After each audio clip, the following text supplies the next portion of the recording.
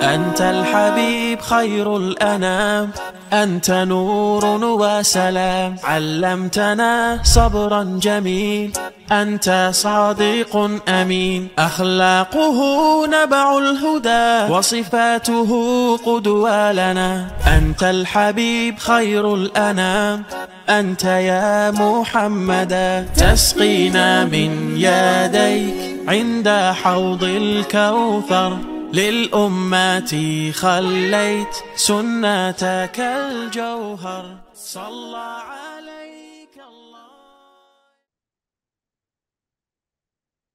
Untuk itu, mari kita buka kajian ini dengan penuh khusyuk dan harap semoga Allah memberikan kita ilmu yang menenangkan, meneguhkan, dan menggerakkan. Bismillahirrahmanirrahim.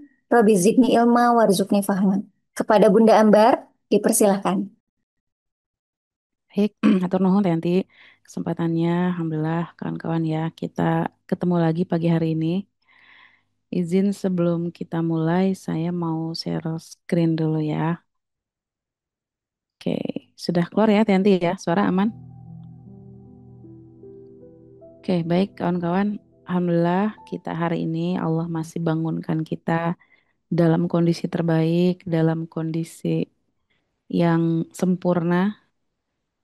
Di saat ini, detik ini, Allah memberikan kesempurnaan nikmatnya untuk kita. Ya, kita masih merasakan banyak hal, kita masih bisa menikmati banyak hal yang sudah begitu banyak Allah titip sama hidup kita. Dan semoga di pagi hari yang berkah ini, Allah turunkan banyak ampunannya di majelis kita yang insya Allah Allah ridhoi. Semoga Allah turunkan juga banyak hidayah, banyak keberkahan, banyak kenikmatan di pagi hari ini. Alhamdulillah perantara Meaningful Ways kita bisa silaturahim bareng meskipun masih lewat maya ya. Insya Allah mudah-mudahan suatu saat kita bisa ketemu bareng, silaturahim bareng, belajar bareng, duduk di majelis bareng ya. Dan mudah-mudahan duduk barengnya di Baitullah kawan-kawan ya. Saya seringnya nggak bosan-bosan nih buat ngedoain kita, mengafirmasi kita, mendekatkan kita kepada tujuan tempat suci yang semua umat Islam merindukan. Tentu saja ya diharapkan untuk kita berada di sana. Gitu. Kawan-kawan yang mungkin sudah merasakan kenikmatan hadir di sana itu pasti rindu lagi. Ya, dan ajaibnya tempat itu adalah ketika kita belum pernah ke sana sekalipun, rasa rindu itu sudah ada. Itulah satu rumah yang buat kita nyaman, gitu ya. Dan sebelum kita menuju rumah yang jauh di sana, maka hari ini saya mengajak kita untuk menjenguk rumah kita yang ada di dalam sini, gitu ya. Rumah yang kita bawa kemana-mana, rumah yang kita tinggali yang seyogyanya menjadi tempat paling nyaman untuk kita pulang. Tempat yang bisa menerima kita apa adanya tanpa penghakiman, tanpa penyalahan, tanpa penyesalan. Rumah tempat terbaik untuk kita pulang. Maka kita cek kondisi rumah kita, batin kita di dalam diri ini gitu ya. Sudahkah menjadi tempat yang nyaman atau justru jadi tempat yang paling berisik di dunia ini gitu. Kan batin kita ini seringkali apa ya bersuara banyak gitu dan suaranya macam-macam dan bisa random juga suara yang munculnya. Tiba-tiba suara yang mungkin mengajak kita atau menghadirkan kita rasa senang atau juga suara-suara yang menghadirkan kita menjadi merasakan kesedihan. Itu kan kadang riuh banget gitu ya. Dan bisa jadi batin kita ini suara yang paling bising. Jadi ketika kita eh, mau diam gitu ya, mau mendengarkan, justru kita bisa mendengarkan segala keriuhan yang muncul. Dan hari ini insya Allah kawan-kawan kita coba akan menengok ke dalam rumah batin kita. Namun sebelumnya ini ada beberapa kalimat-kalimat yang mungkin saya rasa mungkin ini relate sama kita ya. Coba kita akan lihat kalimat-kalimat ini. Batin yang riuh adalah kesunyian paling bising. Wah, coba menurut kawan-kawan ya. Ini judulnya nih, batin yang riuh adalah kesunyian paling bising. Sunyi tapi bising. Gimana ceritanya tuh? Nah, ini yang mungkin banyak kita rasakan gitu ya.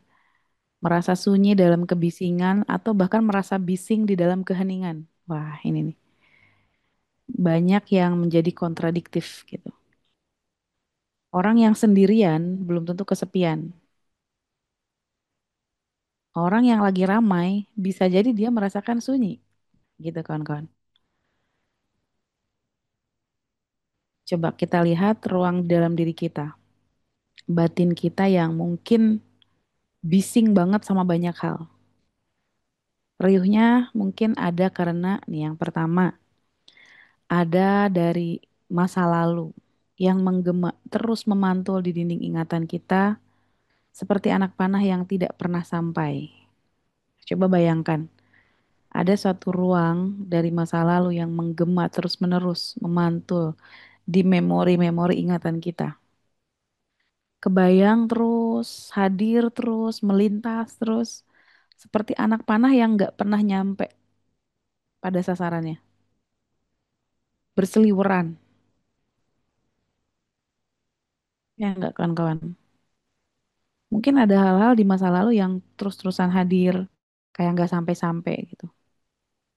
Atau mungkin juga ada bayangan masa depan yang terasa seperti tebing yang curam, seperti sudah dekat di depan mata. Akan tetapi ketika melihat ada jurang gitu ya, ada tebing yang sangat terjal, itu membuat kita merasa takut. Karena apa? Ada resiko. Nah, ini kan bayangan-bayangan yang hadir di dalam diri kita. Ketakutan, kekhawatiran, kecemasan akan langkah yang akan kita ambil. Nanti gimana ya kalau begini? Nanti kalau gitu gimana dong? Tapi nanti kalau gagal gimana? Tapi nanti ternyata kalau nggak berhasil gimana? Ya, sehingga ketakutan-ketakutan itu kayak di depan mata gitu. Dan itu riuh silih berganti berdatangan dari masa lalu, masa depan, masa lalu, masa depan. Sudahlah masa lalu kita seperti anak panah terus yang melintas. Ditambah lagi bayangan-bayangan ketakutan.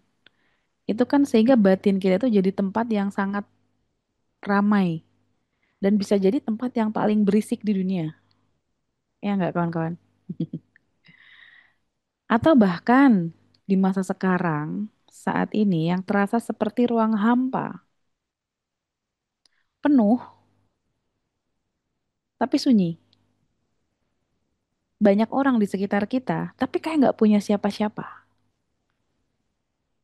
Pasangan ada, orang tua ada, keluarga ada, teman selalu ada, dan semua semua mereka itu baik misalnya. Tapi tetap ngerasa kayak nothing aja gitu. Kalau kan ngerasain ini nggak? Kita punya keluarga yang utuh, ya, teman banyak.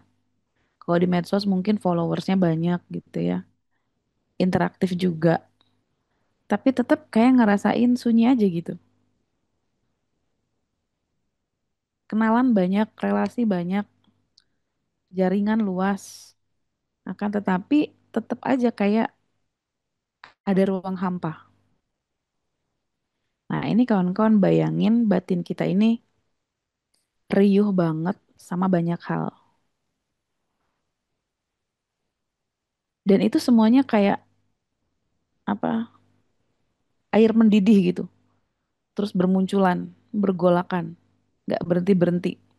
Kayak air sudah mendidih tapi masih terus dipanasin. Itu kan airnya tuh reak-reak terus ya. Dan ini yang bikin batin kita tuh berisik banget. Oke, kita lanjutkan. Kawan-kawan, ketika kita mungkin merasa lelah gitu ya, lelah dari apapun, ya itu wajar. Karena kita semua pernah menjadi burung yang lupa bagaimana caranya terbang. Kan tetapi terus memaksa diri untuk tinggi, sementara sayapnya sudah patah sejak lama. Nah, coba ada yang relate nggak dengan kalimat ini, kawan-kawan? Kita semua pernah nggak ada di kondisi memaksa diri untuk mungkin mencapai satu titik yang kita inginkan, kita harapkan, kita cita-citakan, tapi kaki kita kayak udah capek aja gitu, kayak udah lelah, kayak udah pengen ngesot aja gitu. Inginnya sih ini tinggi banget ya. Tapi sebenarnya kayak udah capek banget gitu. Pernah Bunda betul pernah merasakan sedang di fase itu. Me now katanya. Kayaknya impian kita, harapan kita, cita-cita kita ini udah banyak banget di list gitu ya. Tapi kita kayak udah kalau kata orang Sunda mah tuwala kaya. Teh Yanti tuwala kaya teh apa tolong terjemahkan dalam bahasa Jerman. Kayak udah eh apa ya? Pengen tapi udah nggak sanggup lagi tiada daya tah itu ya. Terima kasih Bu Rohmah Depok. Ya, tidak berdaya betul Bunda Herawati ya. Jadi pengen terbang tapi sayapnya udah patah gitu kawan-kawan. Tapi di tengah semua kegelapan ini ada satu hal yang tidak boleh kamu lupakan. Nih, satu hal nih, bahwa kamu bukanlah suara-suara di kepalamu. Jadi ketika ketika kita bersuara, saya nggak pantas, saya nggak sanggup, saya misalnya saya tidak layak, saya tidak akan mungkin bisa dan sebagainya gitu ya. Suara-suara itu bukanlah dirimu. Terus dirimu itu apa? Dirimu adalah yang tetap bertahan. Bertahan apa? Semua itu tetap terdengar, tapi itu bukan dirimu. Ketika pikiran mungkin mengatakan atau perasaan muncul gitu ya, itu semua bukan dirimu. Saya nggak pantas, saya nggak layak, saya tidak hebat, saya tidak layak dicintai, saya tidak berhak sukses, saya tidak berhak bahagia. Itu kan suara-suara yang muncul. Dan satu hal, itu bukan dirimu. Dirimu adalah dirimu yang tetap mendengarkan semua itu, tapi masih berusaha bangun setiap pagi. Nah, ini kawan-kawan ya. Jadi suara-suara itu memang kadang yang bikin kita memberikan energi tertentu. Maka kita perlu sadari betul bahwa suara-suara yang muncul itu bukan diri kita. Jadi perlu kita membatasi, membedakan, menyadari bahwa suara yang muncul di pikiran kita itu bukan diri kita. Itu hanya pikiran yang muncul, ya kawan-kawan. Nah, maka kita lihat nih ruang di dalam dirimu. Saya meminta kawan-kawan untuk coba bayangkan di dalam diri kawan-kawan, mungkin ada sebuah ibarat sebuah rumah lah ya. Batin kita ini ibarat ruangan yang coba kawan-kawan silahkan bayangkan, imajinasikan kondisi batinnya masing-masing. Ibarat sebuah rumah, bagaimana kondisi rumah itu? Ya, saya mau minta buat dihadirkan bagaimana kondisi rumahmu saat ini, rumah di dalam dirimu. Ya, coba lihat di sana di rumah itu ada satu ruang yang mungkin ada tawa Anda di masa kecil yang sudah usang. Nah, coba bayangkan, hadirkan aja. Satu ruang ada satu tawa kecil Anda yang sudah usang.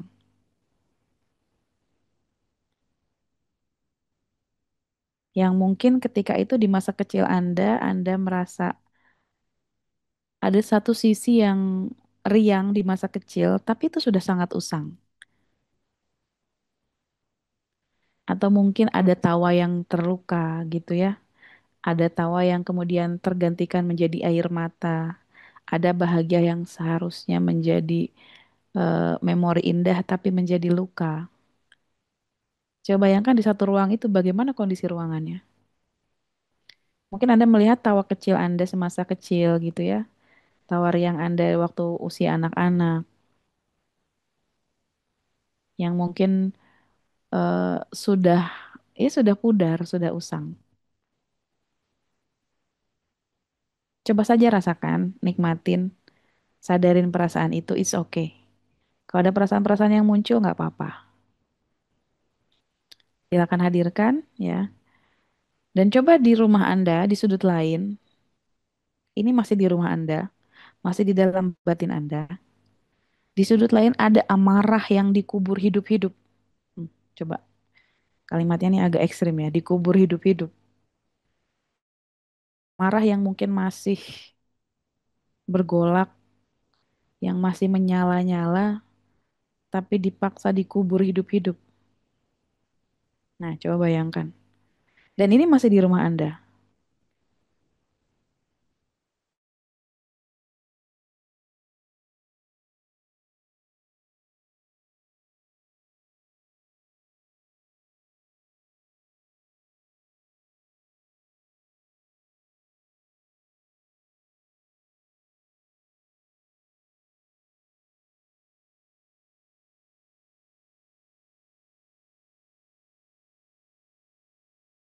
Di satu sisi ruang yang seperti ini, tapi di sisi lain ada ruang yang seperti ini.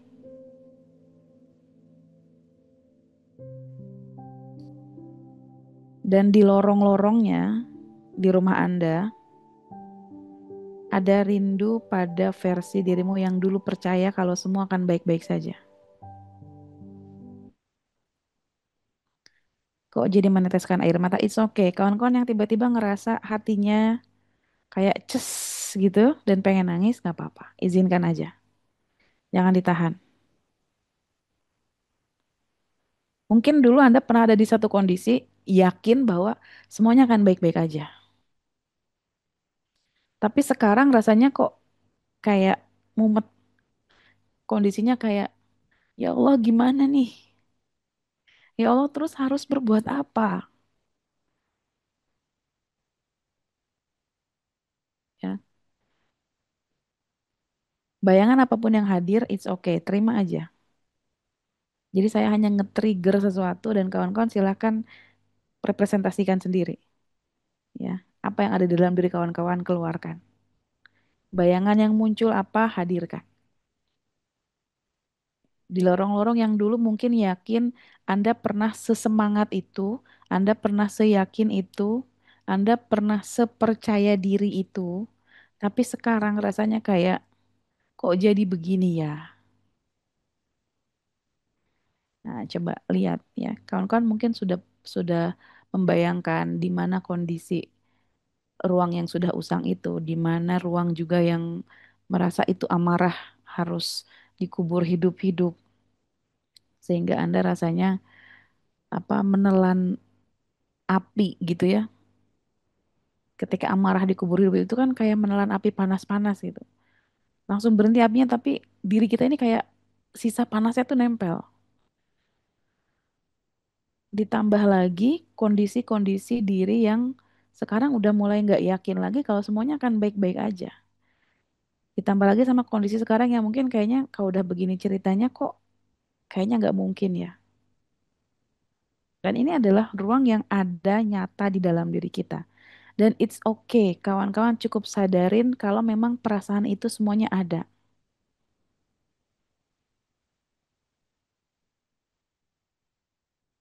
Cukup sadarin aja dan izinkan bahwa semua perasaan yang muncul itu memang benar.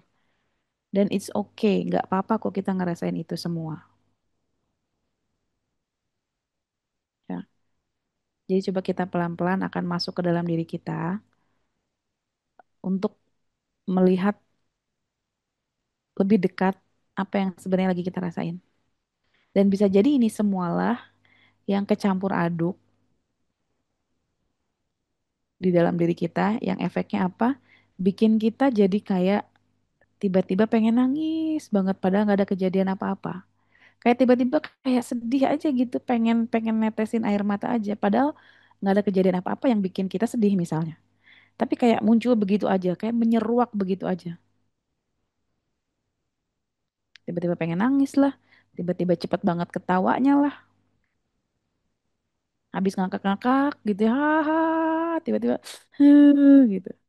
Dan itu mood swingnya tuh, wah cepet banget gesernya. Bisa jadi ini adalah karena penataan ruang di dalam diri kita yang masih berantakan. Tidak diberikan space, tidak diberikan ruang untuk semua perasaan yang mungkin pernah hadir dalam hidup kita. Ya, belajar tangguh padahal rapuh bun. Ya, di luar pagi hari, siang-siang jadi Wonder Woman. Ketika malam jadi Hello Kitty. Bingung, isi kepala penuh. Sering menyalahkan diri, membandingkan diri. Hmm, penuh banget. Ya, ada barang kalau ditatanya nggak beraturan, bruk bruk bruk aja gitu ya. Itu akan mempercepat proses pemenuhan wadah itu. Sehingga untuk memasukkan barang lain itu nggak ada space. Padahal sebetulnya space yang kosong itu masih banyak. Nah, space-space kosong inilah yang tidak beraturan ini yang bikin kita kadang ngerasa jadi, ya itu tadi, mood swingnya cepet naik turun. Tiba-tiba ketawa ngakak banget, kayak hahaha lepas. Itu biasanya kalau yang sering ketawa ngakak gitu, biasanya yang tangisannya dalam itu. Saya ada kawan-kawan kalau punya temen yang sering apa, yang banyak ketawanya gitu, sebenarnya dia tuh orang yang paling dalam menyimpan luka gitu. Itu kayak apa namanya ya, proses perlindungan diri secara alamiah gitu. Nah, ini kawan-kawannya coba disadari, benarkah ini ruang dalam diri kita yang mungkin masih berantakan kayak gini? Kalau mati rasa gimana Bunda? Kayak flat. Nah, ini juga bisa jadi ya, bisa jadi ya. Salah satu tanda karena kita mengubur rapat-rapat perasaan yang mungkin dulu membuat kita sakit, bisa jadi trauma kah, luka kah, sehingga kayak ibarat kalau abis jatuh terluka itu langsung plester aja udah tutup rapat-rapat. Jadi biar nggak kerasa apa-apa. Padahal bisa jadi itu nanti malah jadi bom waktu. Di lain waktu, di waktu yang akan datang, bisa jadi infeksi kah lukanya karena belum dibersihkan sudah ditutup. Sehingga ketika dikasih perasaan apapun kayak kayak mati rasa. Karena apa? Terbiasa untuk menahan, terbiasa menekan, sehingga efeknya ya udah gitu. Ini perlu juga disadarin kawan-kawan ya, perlu kita perhatikan karena selayaknya manusia kita ini punya perasaan. Kita bukan robot. Maka justru ketika kita nggak ngerasain apa-apa, cek ke dalam diri kita. Karena biasanya nih, kenapa seseorang bisa mati rasa? Karena saking dia tuh nggak mau menemui kesedihan, saking nggak mau ketemu lukanya, rasa sakitnya,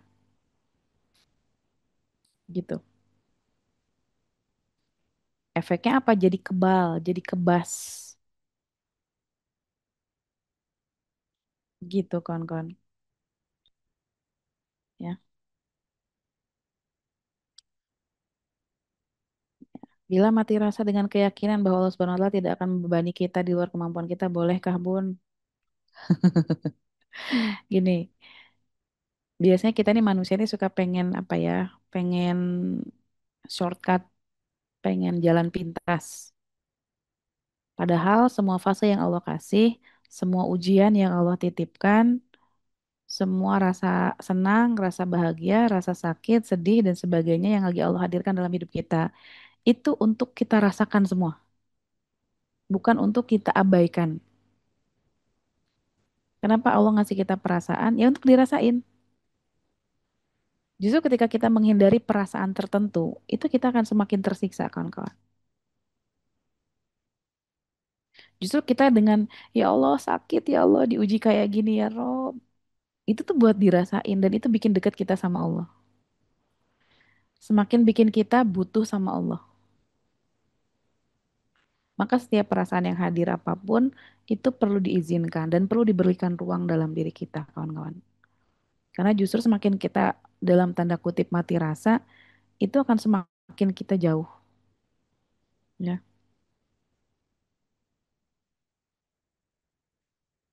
Bangun tidur kaki tangan basah, pundak sakit, kepala sakit, takut lihat sosmed. Masya Allah. Kenapa, Bun? Takut lihat sosmed. Itu kawan-kawan ya. Maka kalau kita sudah menyadari dan mengakui bahwa memang, oh iya ya Allah, batinku seberantakan ini. Semuanya masih nggak karu-karuan. Dan perlu diberesin. Maka mari kita tata batin kita. Gimana cara menatanya, bagaimana prosesnya, bahwa ini lagi-lagi berkaitan dengan proses menyucikan hati kita, mengelola emosi dan membangun ketenangan jiwa untuk mencapai hidup berkah dan berkelimpahan. Wah, ini panjang ya bahasannya. Dari kalimat ini aja eh, bisa dibikin kelas seharian nih. Karena dari proses menyucikan hati, mengelola emosi gitu ya, membangun ketenangan jiwa itu kalau dibahas seharian aja tuh bisa sampai belum cukup kayaknya ya. Apalagi sampai nyambungnya ke hidup yang berkah dan berkelimpahan. Wah, ini kaitannya sama rezeki. Masya Allah ya. Assalamualaikum Singapura, izin hadir nyimak. Weh, Masya Allah. Jam berapa di Singapura ya? Beda 1 jam kita ya? Apa 2 jam? 1 jam kayaknya. Dan proses namanya menyucikan hati, ngebersihin, itu kira-kira enak nggak?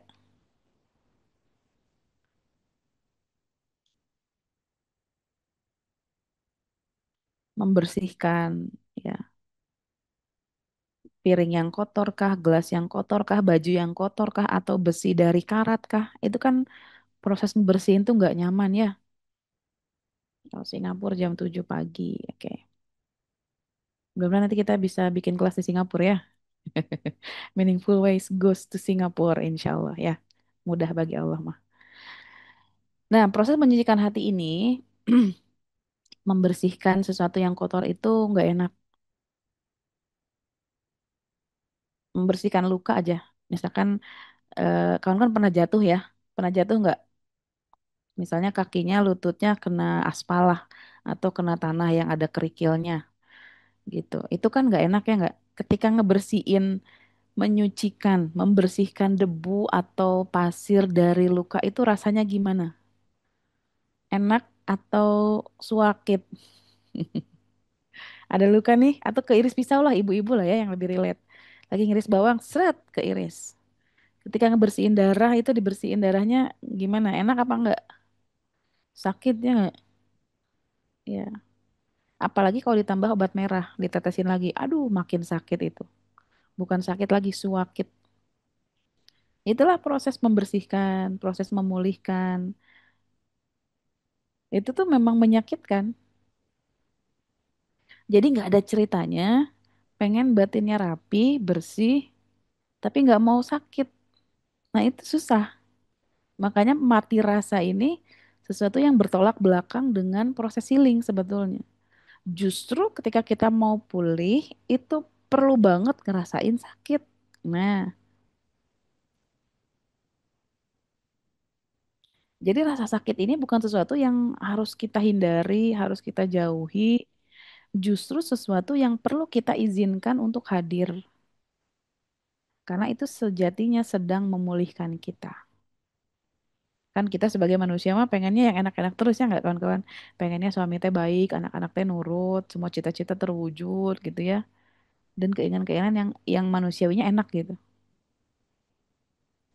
Maka segala sesuatu yang menyakitkan itu sesuatu yang memulihkan kawan-kawan. Dan di balik rasa sakit itu juga terdapat satu hal yang luar biasa, yaitu apa? Kita terhapuskan dosa-dosa kita, menjadi kifarat dosa-dosa kita. Jangankan sakit yang hebat, yang luar biasa, kita tertusuk duri di jalan aja kan sudah jadi kifarat dosa. Itu sudah satu jaminan, kawan-kawan. Maka sekarang rasa sakit apa yang lagi kita coba, yang lagi kita rasain sekarang? Maka ketahuilah dan sadarilah kawan-kawan, itu adalah proses menata batin kita. Dari rasa sakit ini kita banyak bertumbuh, berproses, menyadari banyak hal, belajar banyak hal. Siapa yang bikin kita sakit? Biasanya kan dimulai dari orang-orang terdekat ya, dari ring satu keluarga kita, baik dari orang tua, pasangan, anak-anak, itu kan keluarga terdekat. Ketika kita merasakan sakit dari ring itu, lingkaran terdekat itu, ketahuilah Allah sedang membersihkan menata batin kita, biar lebih beres. Jangan-jangan selama ini kita punya kekeliruan mindset, kekeliruan perilaku, sehingga kita sakit di situ. Ya, kemudian mengelola emosi dan membangun ketenangan jiwa untuk mencapai hidup berkah dan berkelimpahan, kawan-kawan. Ya,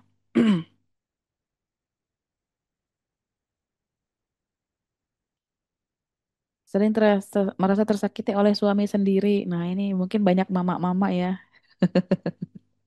yang satu suara sama Bunda siapa ini? Bunda Ismah di Makassar. Bunda, saya insya Allah nanti subuh dini hari terbang ke Makassar ya. Mudah-mudahan bisa silaturahim. Nanti mau ada kajian juga di sana hari Sabtunya, besok sore dan Ahad kelasnya. Yang di Makassar merapat ya.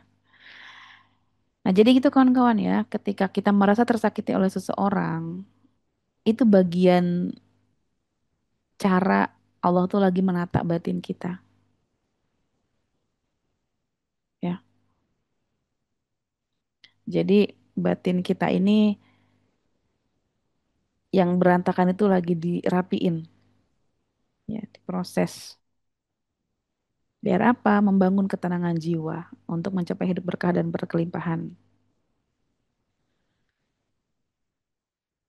Sehingga kalau proses ini satu persatu kita lewati, kita lalui, itu kita akan sampai di satu titik sampai ketenangan jiwa. Ya.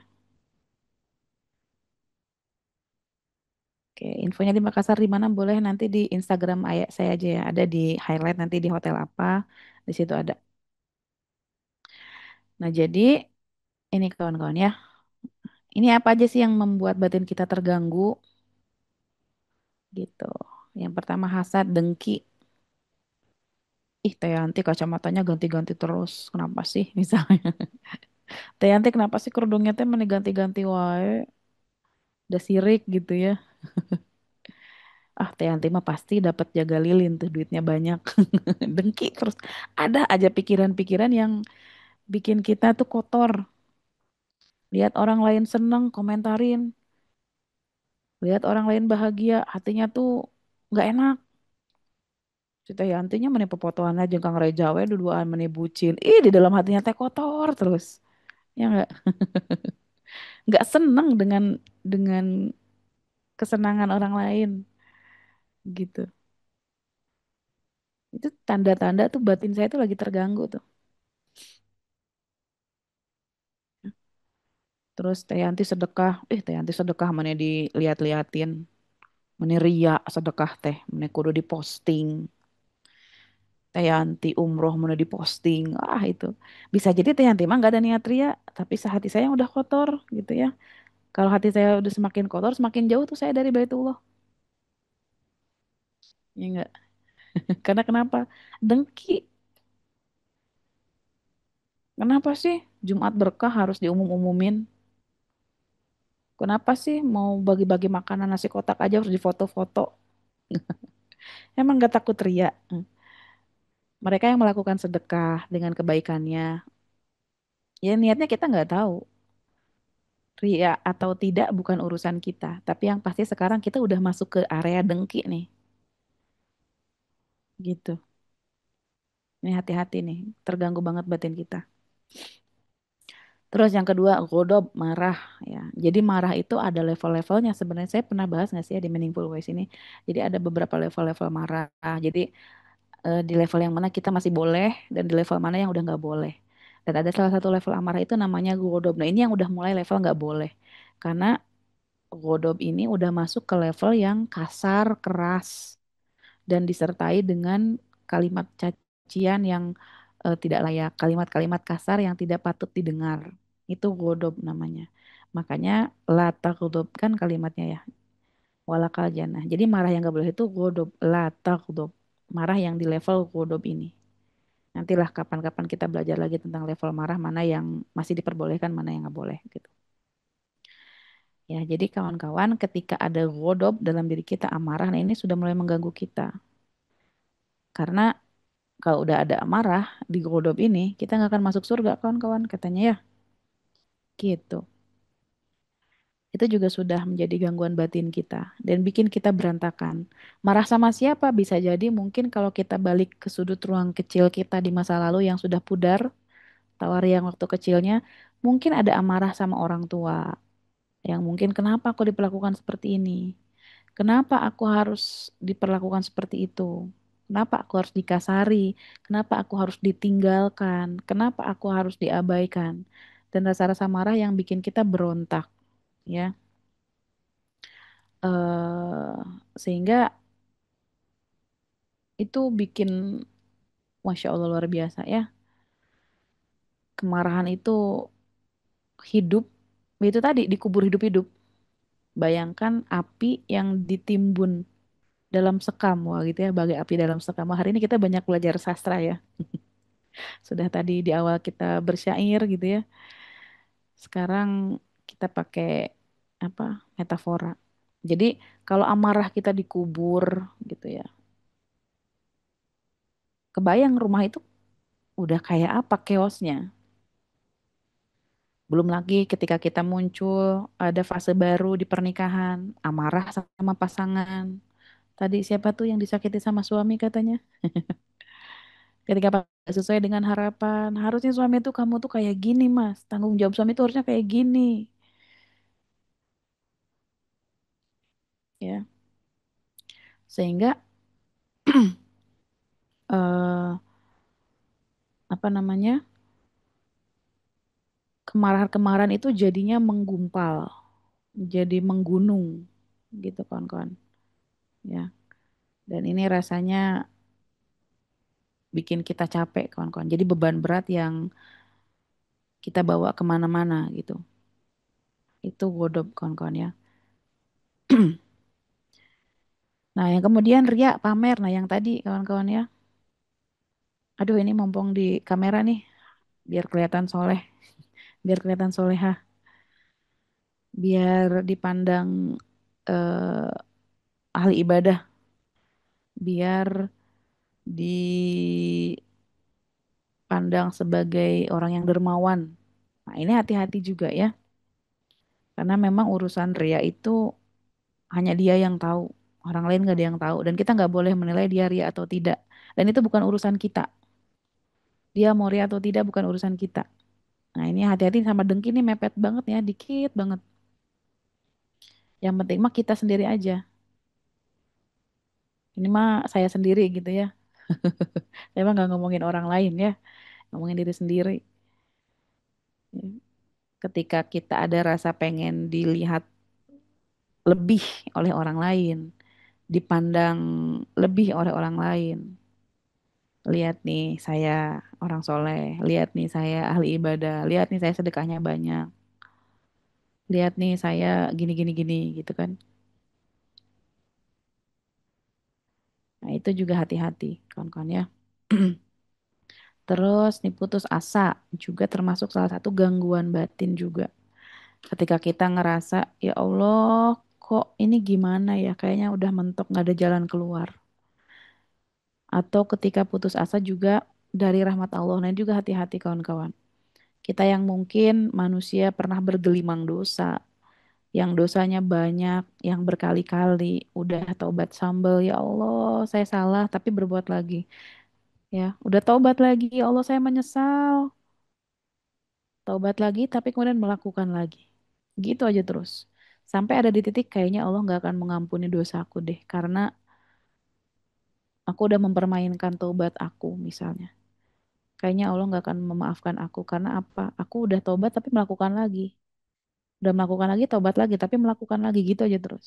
Nah, hati-hati kawan-kawan.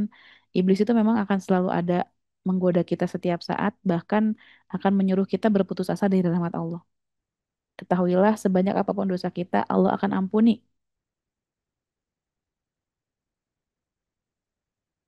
Karena iblis itu akan terus menggoda kita biar berhenti berputus asa dari rahmat Allah. Nah, ini jebakan yang luar biasa ya, kawan-kawan. Sehingga putus asa ini mendekatkan kita pada shortcut dalam hidup ya. Pengen jalan keluarnya tuh ya udah rasanya pengen mati aja. Kayak udah nggak ada jalan keluar dari masalah-masalah yang ada. Jadi pikirannya cuman pengen mati, pengen mati, pengen mati aja. Atau pengen ngilang, tring gitu. Kan pernah nggak perasaan pengen ya Allah pengen ngilang aja, seret gitu. Ya, pengen langsung kabur ke gua mana gitu, diem menyendiri, menghilang dari semua ini. Nah, itu juga hati-hati ya. Putus asa adalah dosa. Ya, Masya Allah. Jadi putus asa itu kayak udah nggak punya penolong lagi. Padahal kan kita kan selalu ada penolong ya. Kita selalu punya backup terbesar di dunia ini. Jadi jangan pernah putus asa. Jadi kalau udah putus asa tuh udah energi kita loss, habis. Dan ketika energi habis yang ada gampang capek. Ketika gampang capek, gampang uring-uringan, gampang marah-marah. Ya sudah, itu jadi lingkaran syaiton. Ya, saya pernah doa minta maut tapi niat bunuh diri alhamdulillah nggak pernah ya Allah ya. Kalau doa minta mati boleh nggak sih? Jangan Bapak Ibu ya. Kalau minta meninggalnya di Madinah boleh. Betul. Kalau minta mati jangan, ya. Seperti Rasulullah kan diwafatkan di Madinah gitu. Ya, gitu kawan-kawan. Nah, langkahnya gimana? Kita yang pertama self reflection, ya. Jadi refleksi diri. Gimana ayatnya? Bertakwalah kepada Allah dan hendaklah setiap diri memperhatikan apa yang telah diperbuat untuk esok hari. Nah, apa yang telah diperbuat untuk esok hari? Esok hari di sini merujuk pada kehidupan kita setelah hari ini, setelah hidup ini, setelah di dunia ini. Muhasabah diri, menghisab, yuhasib, ya. Jadi kita perhatikan apa yang telah diperbuat. Oh, misalnya ya. Jadi kita tuh mengingat masa lalu boleh, tapi pastikan itu sebagai refleksi diri dan itu bagian dari pemulihan. Jadi yang diingat masa lalu itu bukan diungkit-ungkit masalahnya, kan kalau perempuan ahli sejarah ya, itu masalah yang udah 16 tahun yang lalu masih diungkit-ungkit. Dulu ya kamu gini gini gini. Itu mencari masalah baru. Tapi bagaimana apa yang telah dilakukan diperbuat di masa lalu itu menjadi refleksi, menjadi cermin, menjadi sesuatu yang bisa kita lihat lagi. Oh, kemarin saya salah langkah nih. Maka perhatikan kalau langkah yang itu membawa mendekatkan kita kepada surga, kepada kebaikan, maka lanjutkan. Tapi kalau langkah kita di masa lalu salah, oh ternyata yang kayak gitu tuh Allah nggak suka ya. Ternyata Allah murka sama hal kayak gitu. Jadi itu kan merefleksi diri. Oh salah ya kemarin saya begini. Oh kemarin saya masih jengkel ya ketika dikecewakan suami. Nah, gitu. Ini kan kita udah mulai mendalam nih ya. Kita pembahasannya insya Allah jamaah di Meaningful Ways ini udah levelnya udah insya Allah ya. Udah level tinggi. Sehingga pembahasannya akan lebih mengkerucut spesifik lagi. Nah ketika kita merasakan, oh ya Allah saya masih kesel nih ketika suami masih begini-begini misalnya. Itu kan refleksi diri. Maka jadikan kesel itu ketika disadari, ya Allah, saya kesel sama dia, jadi ladang amal buat memaafkan. Nah, memaafkan ini bekal kita buat hari esok. Karena salah satu orang yang Allah hantarkan ke surga itu orang yang memaafkan. Allah menyiapkan surga yang luasnya seluas langit dan bumi untuk orang yang bertakwa. Siapa orang yang bertakwa itu dijelaskan di ayat berikutnya. Orang yang menginfakkan hartanya di saat lapang dan sempit. Yang pertama tuh Allah jelaskan di situ. Ya, Quran Surat Ali Imran 134, 133. Kalau saya coba tolong cek kawan-kawan ya. Surga yang luasnya seluas langit dan bumi. Sedangkan luas langit bumi itu kan luas banget ya, gede banget. Jadi langit dan bumi itu bukan bumi kita, planet bumi ini enggak, bukan. Alam semesta yang kita ketahui ini masih levelnya masih sedikit banget ya. Belum menyentuh lapis langit pertama. Bayang surga seluasnya seluas apa. Buat siapa? Buat orang yang pertama menginfakkan hartanya baik di waktu lapang maupun sempit. Ya Allah simpan pertama nih ternyata. Yang rajin infak. Mau baik di waktu lapang maupun di waktu sempit. Yang kedua, orang yang menahan amarahnya. Yang ketiga, orang yang memaafkan. Coba dicek kawan-kawan ya. Jadi memaafkan ini bekal kita buat hari esok. Karena salah satu dari tiga yang disebut di ayat itu orang yang Allah jamin surga untuknya. Jadi luas banget kawan-kawan ya pembahasan kita ini. Kemudian yang kedua, mengelola emosi dengan syukur dan sabar. Jadi karena emosi kita ini nggak bisa kita kendalikan ya, kita hanya bisa mengelola emosi. Karena kita nggak bisa ngatur kapan harus marah, kapan harus sedih, kapan harus seneng. Kan nggak bisa. Ah saya pengen marah-marah ah sekarang. Kalau nggak ada yang bikin marah kan kita nggak bisa marah, benar nggak? Bisa nggak kita ngatur kayak gitu? Ya nggak bisa. Atau ah saya pengen sedih sekarang. Kalau ada yang nggak ada yang bikin sedih ya nggak bisa. Sehingga yang bisa kita lakukan adalah mengelola emosi. Bagaimana ketika sedih itu datang? Apa yang kita lakukan? Bagaimana ketika marah itu datang? Apa yang kita lakukan? Apa respon kita ketika marah? Apa respon kita ketika sedih? Itu pengelolaan emosi. Jadi kita nggak bisa ngatur eh, hari ini saya mau sedih seharian, nggak bisa. Atau hari ini saya mau marah-marah seharian diniatin gitu ya. Nggak. Karena ternyata hari ini banyak yang bikin kita senang, ya kita nggak jadi marah. Jadinya seneng. Jadi emosi itu kita nggak bisa kendalikan kawan-kawan. Yang bisa kita lakukan adalah mengelola emosi. Apa yang kita respon ketika emosi itu datang. Nah ini yang akan menjadi cara kita dalam menata batin. Bukan berarti kita nggak boleh sedih, bukan berarti kita nggak boleh kecewa. Karena itu mah datang begitu aja kan emosi mah ya. Sehingga ketika kawan-kawan merasakan suatu emosi tertentu, itu kita kelola dengan baik. Kita sadarin dulu bahwa emosi itu memang ada, kita terima. Kalau kita belum mengerti, kenapa sih ini datang kepadaku? Kenapa sih takdir ini hadir dalam hidupku? Kenapa sih kejadian ini menimpaku? Ketika kita belum mengerti akan satu eh, kejadian dalam hidup kita, gitu ya. Ini kan kita mudah chaos nih. Kalau kita pikirin terus sama akal kita ini, otak kita ini yang sering kali merekayasa. Nah, ini otak kita ini ya, sifatnya rekayasa ya, merekayasa keadaan, kejadian, merekayasa pikiran, ya.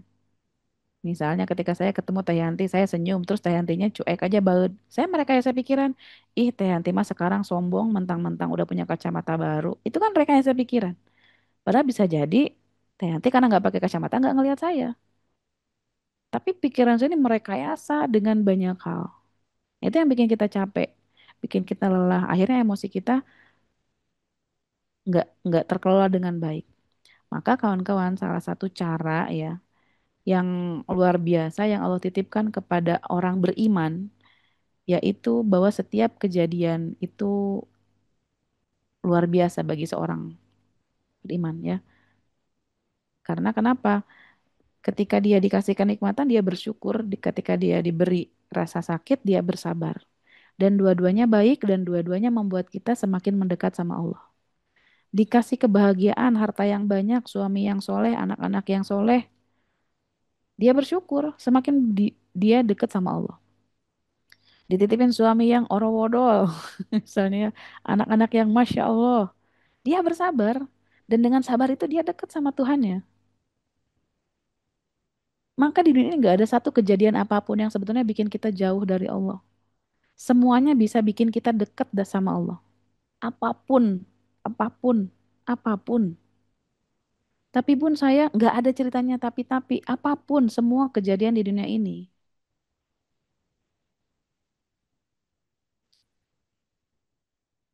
Kalau kita masuk ke ranah syukur dan sabar, semuanya baik. Orang kaya yang pandai bersyukur, rajin sedekah, rajin berbagi, baik buat dia dan itu membuat dia dekat dengan Allah.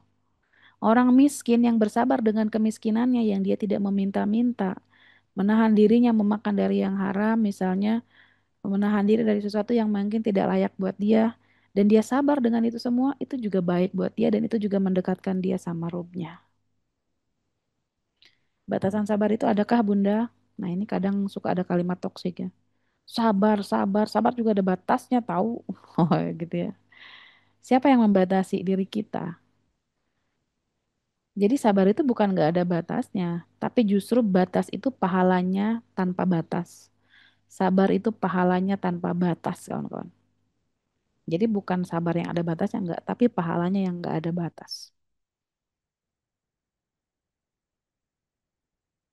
Kenapa kita ada batasnya? Yang membatasi itu apa? Ego kita. Pengennya sih begini, gitu ya kawan-kawan. Nah ini batin yang tidak sehat. Kita kan tinjau dari segi psikologi ya. Kawan-kawan juga yang mungkin belajar di rumpun yang sama, kita bisa sharing bareng. Yang pertama cirinya nih ya, mudah lelah secara emosional, sulit fokus atau mengambil keputusan. Aduh gimana ya? Sulit fokus. Ke dapur tadi jalan kaki. Tadi ke dapur mau ngambil apa ya? Ngambil handphone. Oh, tadi mau nge-WA siapa ya? Ke distract keburu buka IG, buka yang lain. Atau misalnya udah pergi jauh, pintu udah dikunci. Tadi setrikaan udah dicabut belum ya? Nyambut setrikaan aja kita nggak fokus. Tadi listrik dimatiin belum ya? Kompor dimatiin belum ya? Coba cek. Ada nggak yang kayak gitu? Sering nggak kayak gitu? Udah buka kulkas, nongkrong depan kulkas. Tadi mau ngambil apa ya di kulkas ya? Mikir dulu. Kalau kata orang Sunda ngehuleng dulu, ngehuleng tarik. Ada yang kayak gitu? Coba. Wah sering, Masya Allah ternyata banyak ya. Masya Allah. Ya Rob. Ada saya. Aku pun. Nah berarti bisa jadi itu ya. Ada sesuatu yang sedang gak beres. Insomnia atau gangguan tidur. Nah siapa nih? Pulang kerja tuh udah capek. Malam-malam tuh kayaknya pengen tidur cepet. Anak-anak suruh bobo. Cepet tiduran. Mama ngantuk udah capek mau bobo. Cepet masuk kamar. Anak-anak udah pada tidur, udah masuk kamar. Kita pas udah tidur, udah merem, lampu udah gelap, malah guling-guling. Ya, lampu sudah padam, tapi pikiran makin menyala. Waduh, siapa tuh yang kayak gitu? Insomnia ya, gangguan tidur, masya Allah. Atau ketika tidur, tapi tidurnya gelisah, kayak capek aja gitu. Kan kita bisa ngebedain ya, mana tidur yang nyenyak gitu, yang bangun-bangun tuh seger, mana tidur yang capek gitu tidur itu. Tidur aja mikir, ya enggak? Justru semakin hening, wah, semakin riuh.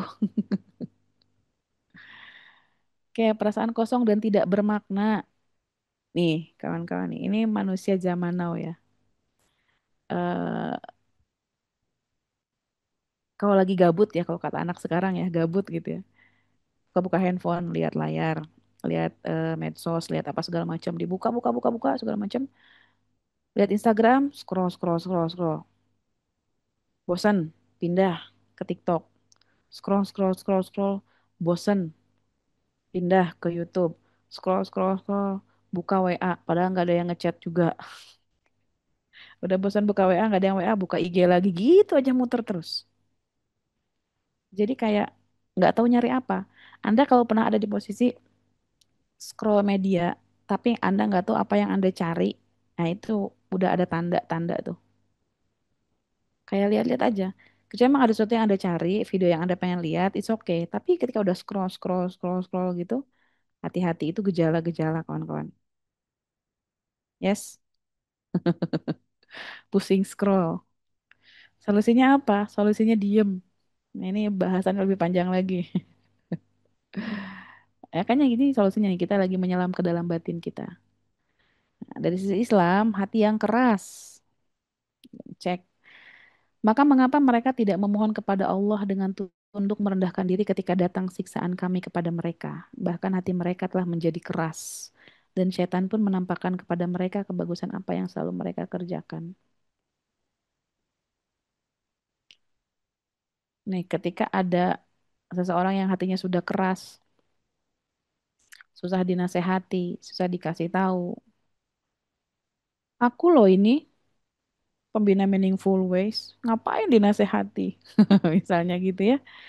Aku ini direktur, aku ini owner, aku ini seorang kapiten, ya mempunyai pedang panjang. Kalau berjalan prok prok prok gitu. Jadi ngerasa diri tuh ya dan setan tuh menampakkan kebagusan apa yang telah mereka kerjakan.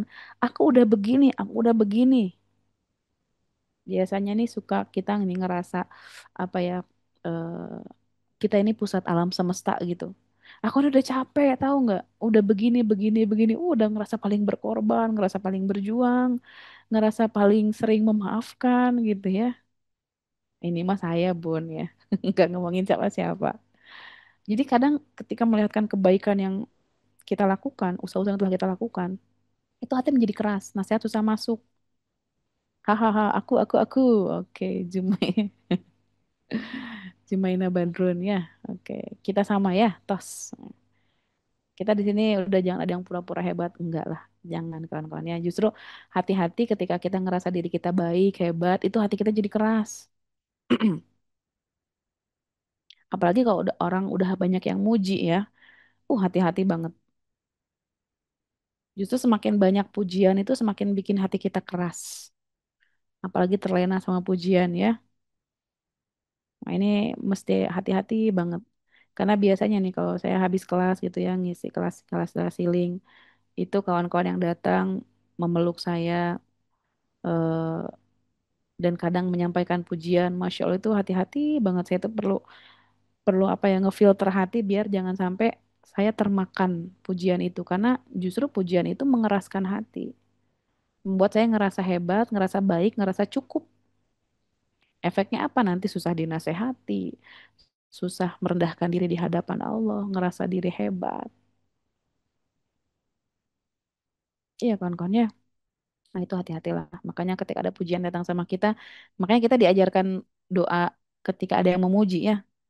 Karena sejatinya memang mereka tidak tahu dengan apa yang mereka katakan. Kita tidak sebaik itu gitu. Dia bisa memuji kita karena Allah tutupin aib-aib kita. Nah, ini makanya kawan-kawan ya.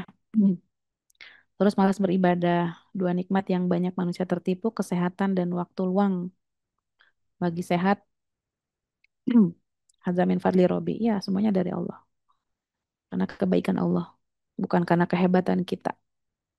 Anda punya uang banyak bukan karena kerja keras Anda demi Allah, bukan. Bukan karena kepintaran kita, bukan. Itu karena Allah yang baik sama kita. Kalau haus akan pujian gimana Bun? Gak ada yang muji marah-marah. Ah, itu berarti belum matang secara emosional.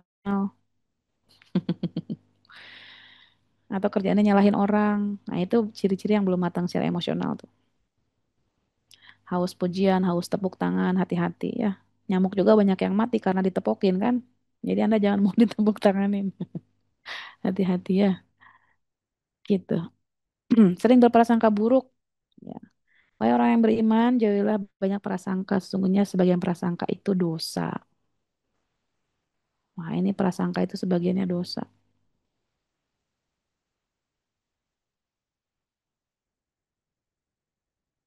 Kalau saya banyak dijelekin, Bun. Intinya gini, ada yang muji, ada yang ngerendahin, itu omongan mereka aja, bukan diri kita. Kita ini netral. Dipuji nggak jadi melayang tinggi, dijelekin, dihina juga nggak bikin kita rapuh.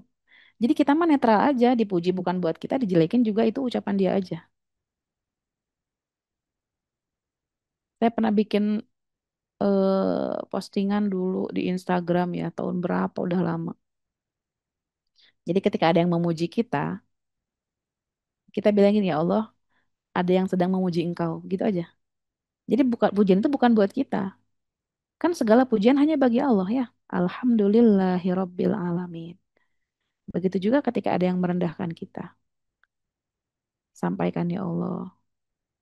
Aduin aja. Doakan aja. Ya Allah, tadi ada yang merendahkan saya. Turunkan ampunanmu untuknya gitu aja.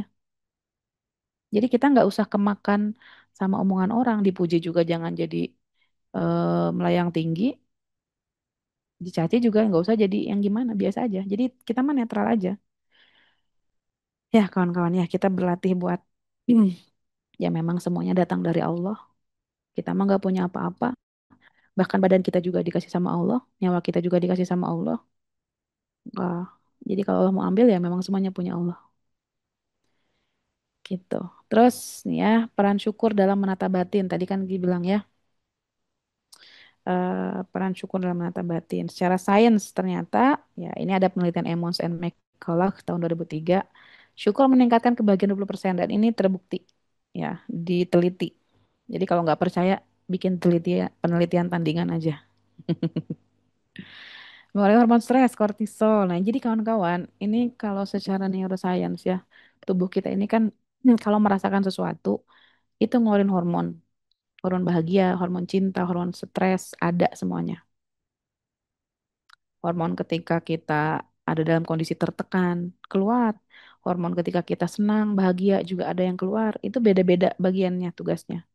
Dan ketika bersyukur, ternyata hormon stres, penyebab stres kortisol itu juga berkurang. Nggak terproduksi dia. Luar biasa ya. Luar biasa memang tubuh kita yang Allah ciptakan ini, Masya Allah. Saya senang ketika membahas tentang tubuh diri kita, tentang otak, sains. Karena kenapa? Semakin bikin kita tenggelam dalam apa ya, ketakjuban kita kepada Allah Subhanahu Wa Taala yang sudah menciptakan kita seluar biasa ini. Kemudian dalam Quran Surat Ibrahim, jika kamu bersyukur, aku akan tambahkan nikmat. Ya, jadi ini kunci, ini rumus kawan-kawan. Kawan-kawan kalau mau ditambah nikmatnya, kuncinya satu, bersyukur. Ini udah kunci rumus. Kalau kawan-kawan ngerasa kekurangan, syukur dulu dengan yang ada, syukur dulu dengan yang kecil. Karena orang itu nggak bisa bersyukur dengan yang besar kalau yang kecil aja tidak bisa disyukuri. Bagaimana Allah kasih yang besar kalau yang kecil aja sulit kita syukuri gitu kawan-kawan. Jadi ini rumus banget. Kawan-kawan kalau ngerasa kurang dalam apapun, kuncinya satu, syukurin aja dulu. Nanti Allah tambahkan nikmatnya. Udah jangan tanya, jangan dibantah. Ini mah ayat yang bilang, ya. Ini rumus saja. Kalau kamu merasakan kekurangan apapun, ingat ayat ini. Anak-anak belum mau eh, apa yang diharapkan, pasangan belum seperti apa yang mau diharapkan. Bersyukur aja dulu, ya. Sungguh menakjubkan urusan orang beriman, semua urusannya baik. Dan ini hanya bagi orang yang bersyukur. Nah, kawan-kawan ya. Kita masih ada waktu ya, sebentar lagi. Kita akan agak ngebut di sini. Ini sebenarnya panjang sih bahasannya ya, cuman is oke lah secukupnya ya. Mudah-mudahan eh, insya Allah ya Allah sudah aturkan waktu terbaik. Nah ini anatomi batin dari Ibnu Qayyim al-Jauziyah ya. Yang pertama anatominya itu ada kolbu, katanya ya, hati atau spiritual, hati spiritual. Jadi kolbu itu sebagai pusat iman dan intuisi. Ini I-nya belum kebiruin sedikit ya. Maka tidak pernahkah mereka berjalan di bumi sehingga hati atau akal mereka dapat memahami, telinga mereka dapat mendengar. Sebenarnya bukan mata itu yang buta, tetapi yang buta ialah hati di dalam dada. Bahkan kawan-kawan ya, kadang kan selama ini kita menganggap atau mendefinisikan akal itu di otak kita gitu ya. Nah, pembahasan lebih dalam nanti sebenarnya akal itu bukan di sini, tapi di kolbu kita. Nah, itu pembahasan lebih dalam lagi lah nanti nanti kapan-kapan lagi ya insya Allah. Jadi akal itu ternyata bukan di sini, tapi di sini di kolbu. Jadi yang menentukan apa namanya hmm, bosnya gitu ya, yang mengendalikan itu di sini. Jadi meskipun mereka punya telinga, tapi kadang telinganya nggak dipakai mendengar. Mata bisa melihat, tapi matanya buta dari kebaikan. Yang buta itu bukan matanya, tapi kolbu di dalam dada. Itu kawan-kawan. Nah, gangguannya apa? Hati mati karena dosa yang menumpuk. Kenapa intuisi kita nggak jalan?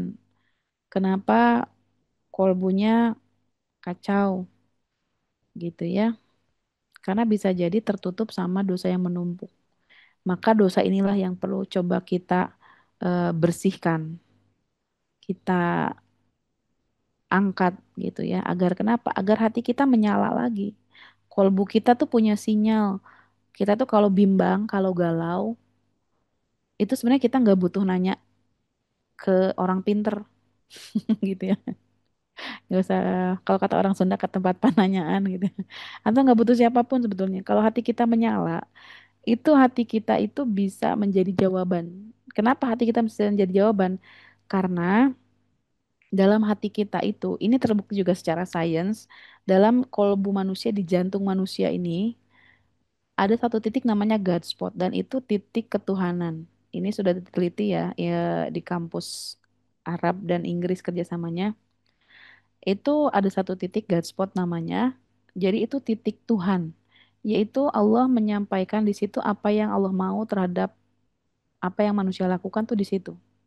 Jadi ketika kita bingung sama satu hal, bertanya ke dalam kolbu kita, istafti kolbak, bertanyalah kepada hatimu, maka sebenarnya jawaban yang kita tanyakan ke dalam kolbu kita itu adalah jawaban yang sebenarnya yang Allah inginkan. Karena kenapa? Ketika kita bertanya ke dalam diri kita, ke dalam kolbu kita, itu adalah jawaban yang sebenarnya. Makanya kenapa hati manusia itu ada sinyal getaran ketika dia misalnya berbohong. Ada rasa nggak enak, nggak nyaman. Ketika manusia melakukan dosa, itu dalam dada manusia sebenarnya nggak enak. Itulah makanya sinyal-sinyal yang sebetulnya ada di dalam diri manusia. Maka perhatikan sinyal itu. Ada yang sinyalnya kuat, ada yang sinyalnya lemah. Benar nggak? Kita aja nih kalau di Zoom gini sinyalnya lemah, deret, deret, deret, atau tiba-tiba soundnya hilang, atau tiba-tiba kayak terbata-bata, itu karena sinyalnya lemah. Maka kalau sinyalnya kuat, itu semuanya jelas, clear, pesannya sampai. Allah maunya kita apa tuh clear. Kita paham banget, oh Allah maunya saya begini ya. Tapi kalau nggak clear, sinyalnya lemah, kita tuh bingung, ya Allah gimana ya? Itu tuh coba tanya ke dalam diri kita, istafti kolbak, mintalah fatwa ke dalam kolbumu. Tanya, misalkan Anda bingung, mau gini apa begini. Istafti kolbak, Allah tuh tahu ngirim jawaban lewat kolbu kita. Gitu kawan-kawan. Ya, maka tugas kita gimana cara bersihin kolbu kita, ya banyak-banyak minta ampun sama Allah. Ya, apalagi setiap hari kan kita bikin dosa ya. Ada aja yang bikin dosa. Ngelihat Instagram kan dalam hati cuma lihat postingan orang doang, gemerutu tuh dalam hati. Kok bisa sih? Itu dalam hati itu dosa juga ya. Makanya Masya Allah luar biasa. Dosa kita ini banyak kawan-kawan. Jika seorang berbuat dosa muncul noda hitam di hatinya. Semakin banyak dosanya semakin hitam. Nah yang kedua nafs. Ya, jiwa dinamis. Ada tiga kawan-kawan. Nafs itu jiwa yang dinamis bergerak. Status kalau kata di psikologi Maya state.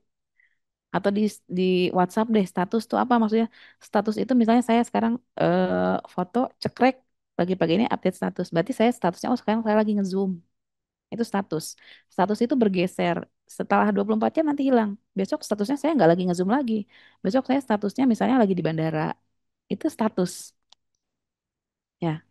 Terus sorenya saya statusnya ganti lagi. Cekrek oh lagi kajian. Besoknya lagi saya strike ganti lagi statusnya lagi apa? Oh lagi ngisi kelas. Itu status. State kalau di psikologi ya. Jadi dinamis, bergeser. Nah, ada dalam diri kita, di batin kita itu yang pertama nafsu amarah, jiwa yang merintahkan keburukan. Aku tidak menyatakan diriku suci, bebas dari kesalahan, karena sesungguhnya nafsu itu mendorong pada kejahatan. Kecuali nafsu yang diberi rahmat oleh Tuhanku, sesungguhnya Tuhanku Maha Pengampun lagi Maha Penyayang. Ya.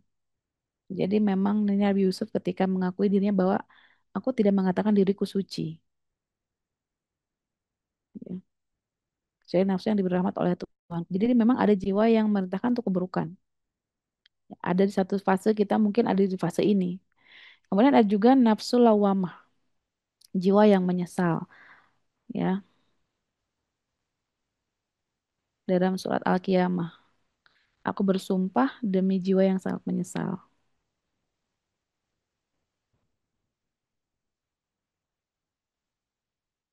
Jadi manusia ini kadang ada di posisi habis berbuat dosa, salah, habis marahin anak, menyesal.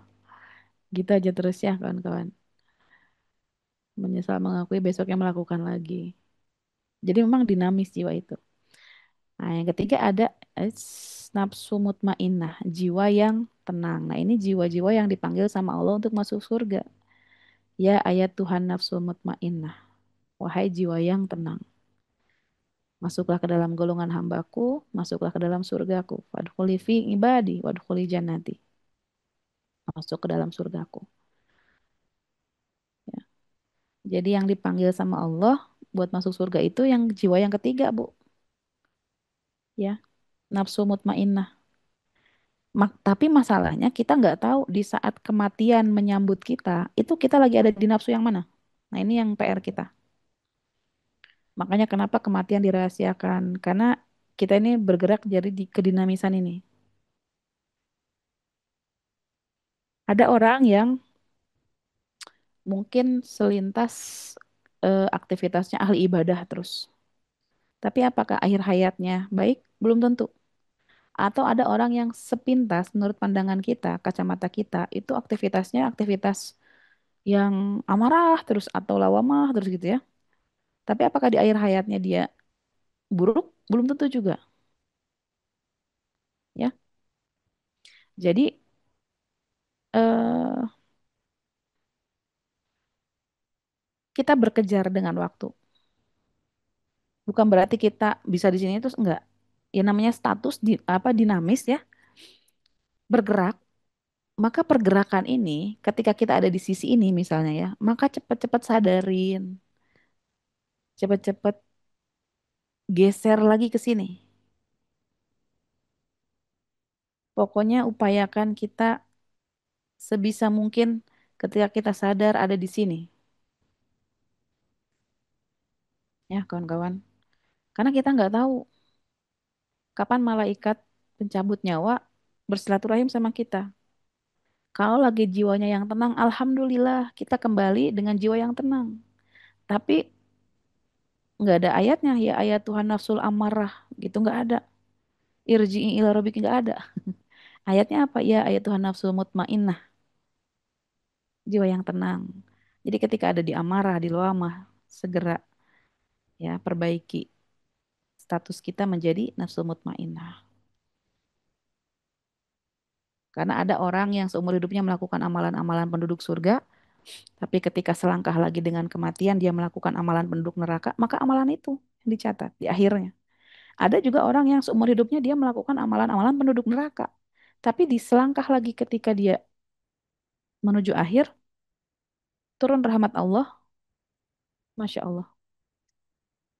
Dia melakukan amalan kebaikan, melakukan amalan penduduk surga, maka begitulah akhirnya. Ya, kawan-kawan banyaklah cerita masyhur yang menceritakan bahwa amalan terakhir seorang itu yang menentukan dan kita nggak tahu ya kita akhirnya kayak gimana. Sekarang mungkin kita ahli ibadah, ahli sholat, ahli sedekah, ahli segala macam. Tapi ketika terakhirnya dalam keadaan marah sama suami, dalam keadaan marah sama anak, nah, begitulah akhirnya. Gitu kawan-kawan ya. Maka Bismillah mudah-mudahan Allah izinkan kita ada di kondisi yang tenang. Insya Allah ya.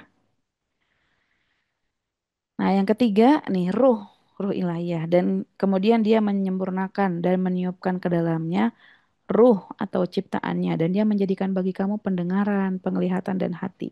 Tetapi kamu sedikit sekali bersyukur. Ya, jadi ini juga kalau dirunut kawan-kawan ya, kenapa Allah menciptakan tuh pendengaran dulu ya. Ketika ibu-ibu yang waktu itu hamil, yang udah muncul kan apa ya, eh, janin itu bisa mendengar dulu. Jadi apa yang diucapkan, makanya kenapa ibu hamil itu kan perlu dijaga kondisi batinnya, mentalnya. Karena ketika ibunya stres, mendengar teriakan dari orang, dari pasangan ya, itu juga terdengar. Makanya ada istilah luka janin. Ini panjang banget ya ceritanya. Dan kawan-kawan sebenarnya ini masih banyak ya pembahasannya karena waktu kita sudah terbatas. Jadi saya mohon izin tidak menyelesaikan slide-nya. Insya Allah nanti kita bisa lanjutkan lagi ya. Kita insya Allah setiap Jumat mudah-mudahan Allah izinkan bisa ketemu buat belajar bareng. Insya Allah juga nanti waktunya lebih luas, lebih lapang dan apa ya? Ya gitu lah pokoknya ya. Itu aja mungkin kawan-kawan dari saya. Jadi insya Allah nanti kita akan bahas lagi di pertemuan berikutnya. Untuk sekarang saya kembalikan dulu ke Teh Yanti. Silakan Teh.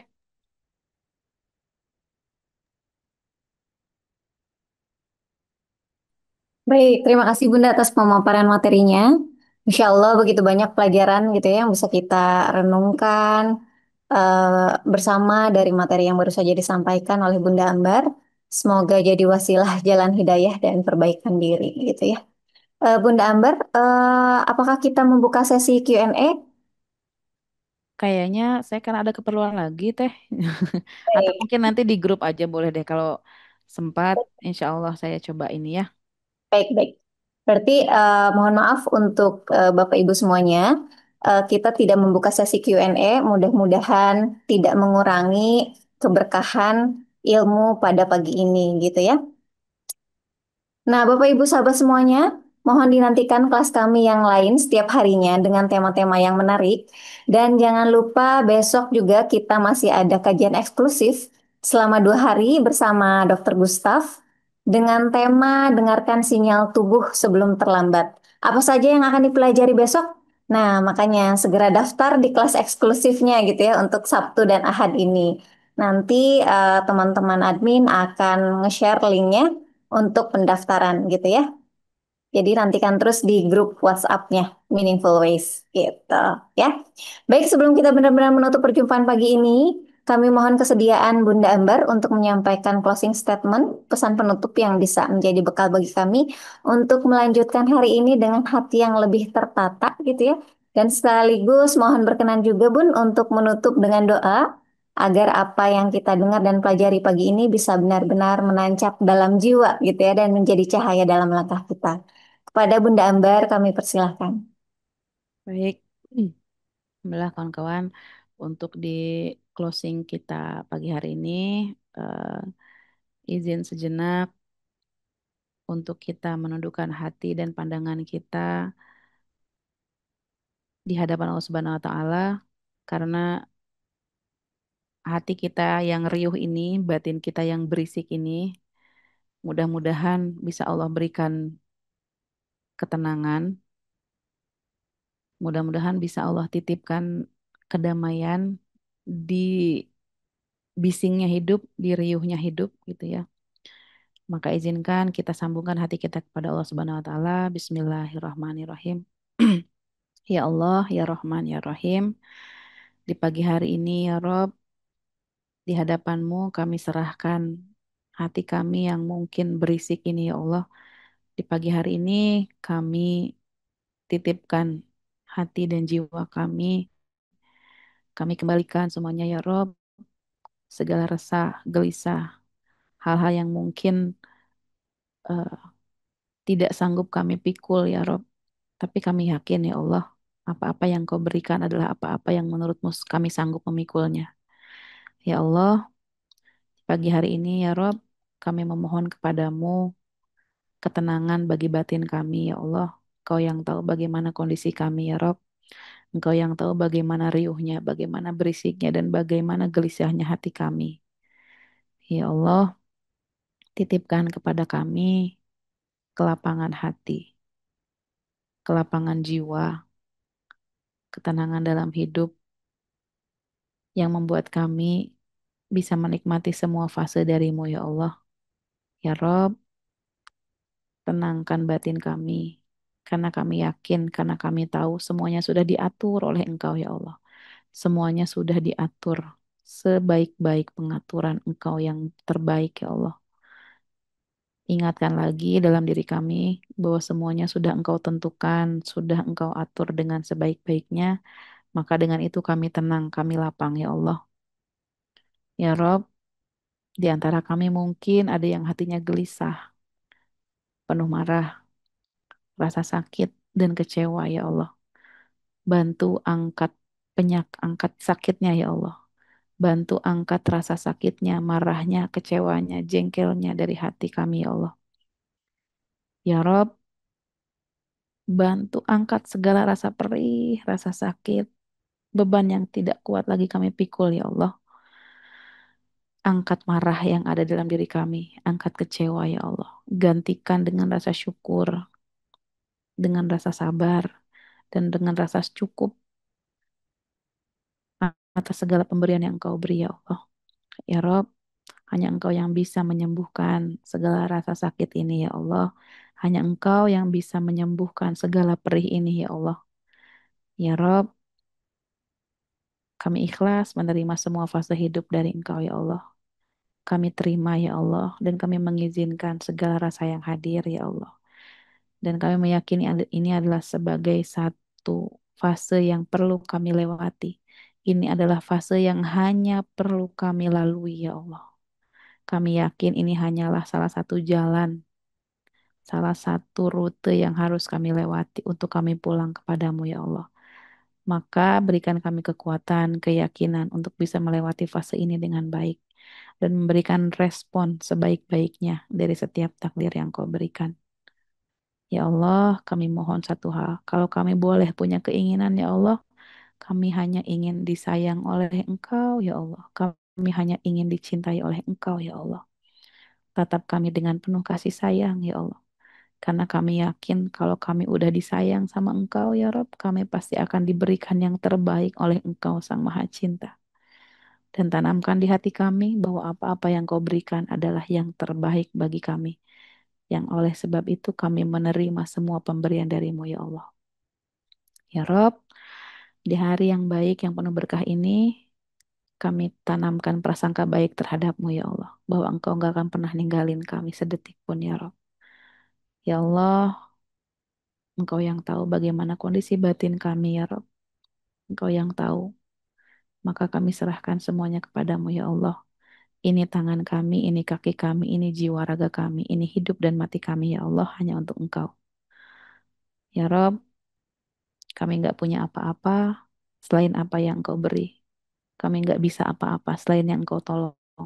Maka tolonglah kami setiap keadaan ya Rob. La haula wa la quwata illa billahil aliyil azim.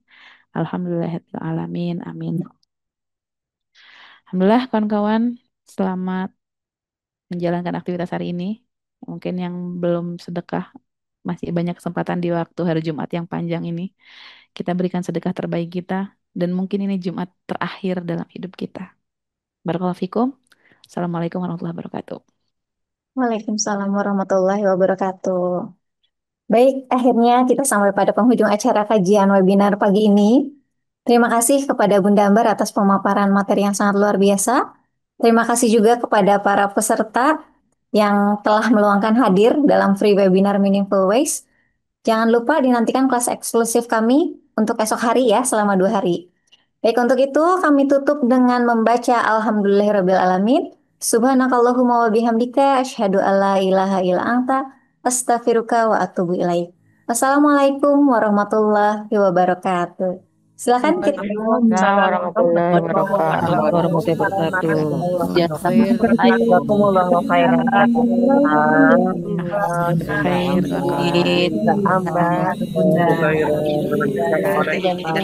sampai di betul kawan-kawan ya. Amin amin. Ya Amber, kajiannya. Kita bisa terima sama